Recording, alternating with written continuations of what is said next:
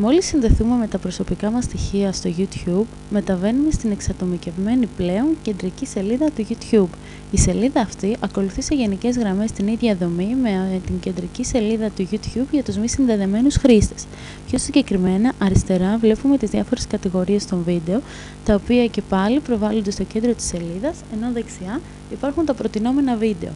Επίσης, συνεχίζει να υπάρχει η μηχανή αναζήτησης, η δυνατότητα μεταφόρτωσης βίντεο και η περιήγηση.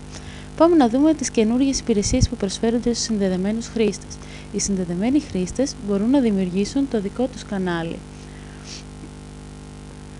Το κανάλι δίνει τη δυνατότητα σε όσους χρήστες του YouTube ενδιαφέρονται να παρακολουθούν τα βίντεο που βάζουμε στο κανάλι μας, να γίνουν συνδρομητές σε αυτό και να λαμβάνουν ενημερώσεις κάθε φορά που ένα νέο βίντεο ή μια νέα δραστηριότητα πραγματοποιείται μέσα στο κανάλι.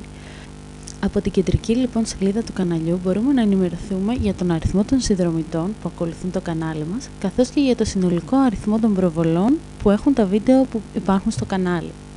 Στην περίπτωση της χρήσης του YouTube σαν εργαλείο marketing, στοχεύουμε σε όσο το δυνατόν μεγαλύτερο αριθμό συνδρομητών, αλλά και προβολών βίντεο.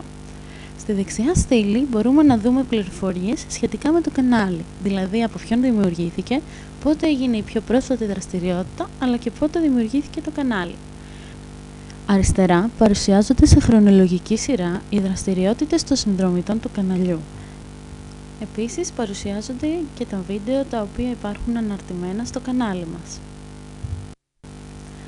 Τέλος, από το μενού επεξεργασία καναλιού μπορούμε να κάνουμε ρυθμίσεις σχετικά με την εμφάνιση, τον τίτλο και τη δομή του καναλιού μας σύμφωνα με τις προσωπικές μας προτιμήσεις. Αφού έχουμε λοιπόν δημιουργήσει το κανάλι μας, πάμε να δούμε πώς μπορούμε να ανεβάσουμε ένα βίντεο. Πάμε στην επιλογή Μεταφόρτωση. Στην οθόνη που εμφανίζεται μπορούμε να επιλέξουμε αν θέλουμε να ανεβάσουμε κάποιο αρχείο που υπάρχει στον υπολογιστή μας, αν θέλουμε να ανεβάσουμε περισσότερα από ένα αρχείο που υπάρχουν στον υπολογιστή μας ή αν θέλουμε να κάνουμε κάποια εγγραφή με τη web κάμερα. Ας δοκιμάσουμε να ανεβάσουμε κάποιο αρχείο από τον υπολογιστή μας. Επιλέγουμε το αρχείο που θέλουμε και πατάμε άνοιγμα. Μας εμφανίζεται η καρτέλα του βίντεο. Πρέπει να συμπληρώσουμε ένα τίτλο, ας πούμε ότι είναι το test βίντεο και μία περιγραφή. Είναι πάρα πολύ σημαντικό η περιγραφή να περιέχει το site της εταιρείας μας, ώστε να μπορέσουμε να προωθήσουμε κίνηση και προς το site της εταιρείας. Επίσης, είναι σημαντικό η περιγραφή να είναι κατατοπιστική σχετικά με το αντικείμενο του βίντεο. Πολύ σημαντικό είναι και το πεδίο ετικέτες. Στο πεδίο αυτό εισάγουμε λέξεις κλειδιά με τις οποίες θα διευκολύνεται η αναζήτηση του βίντεό μας.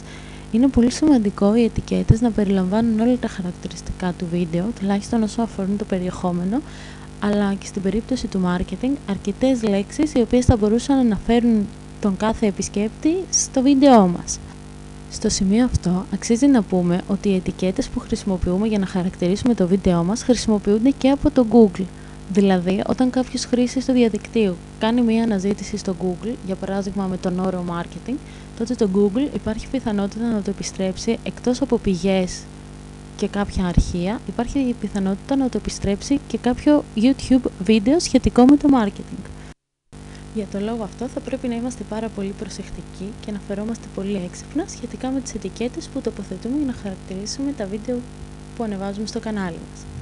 Στη δεξιά στήλη βλέπουμε την κατηγορία την οποία μπορούμε να χαρακτηρίσουμε το βίντεό μας, ας πούμε αν αφορά αθλητικά, αυτοκίνητα, διασκέδαση ή άλλο, καθώς επίσης και το απόρριτο με το οποίο θέλουμε να διαχειριστούμε το βίντεό μας. Να είναι δημόσιο, να είναι μη καταχωρισμένα ή να είναι ιδιωτικά. Αυτές λοιπόν είναι οι κύριες λειτουργίες που προσφέρει η δημιουργία λογαριασμού και η δημιουργία καναλιού στο YouTube. Αυτές τις λειτουργίες πρέπει να προσπαθήσουμε να χρησιμοποιήσουμε στα πλαίσια του marketing για να αυξήσουμε το brand name μιας εταιρείας, τις πωλήσεις και να έχουμε πιο αποτελεσματικό marketing.